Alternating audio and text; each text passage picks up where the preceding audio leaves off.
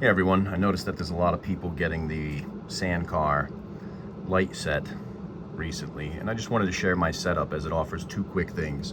That on factory, you have a splitter coming off of white, and white in the Traxxas app is labeled as grill, while yellow is labeled as windshield. But for some reason, they have us wire it all in to one side.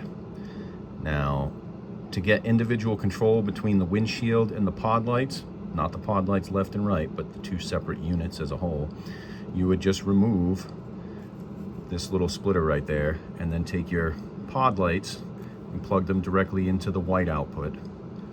And then you would take the windshield light bar and plug it directly into yellow. So that'll give you individual light control within the app. But it does require the app to allow that to be set up. Excuse me. For demonstration purposes, I already have this set up outside. And for anybody who's unfamiliar with the app, to get to these settings from the dashboard, you would go into Garage and then Lights. And of course, this will only appear if the vehicle is on and the high voltage amplifier is already installed. But from the factory, there are three settings within the high voltage unit, and if you click that button, it'll cycle through just the way it's about to here. But to preface, I do have the tail lights and the whip lights disabled, just so you can see the difference between how low is set up and then high, and then individual control, where I can do windshield low or windshield high, or grill low or grill high.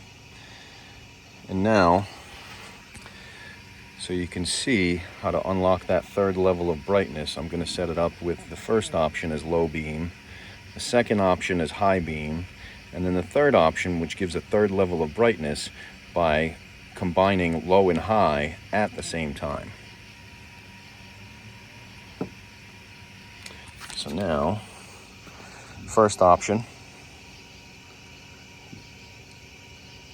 second option, which is now high, and then the third option, which is going to be low and high for both of them.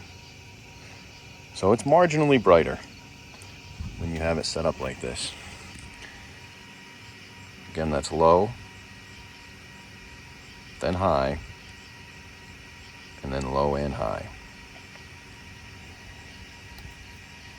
So now when you set these up, I usually do off for daylight, double high for both.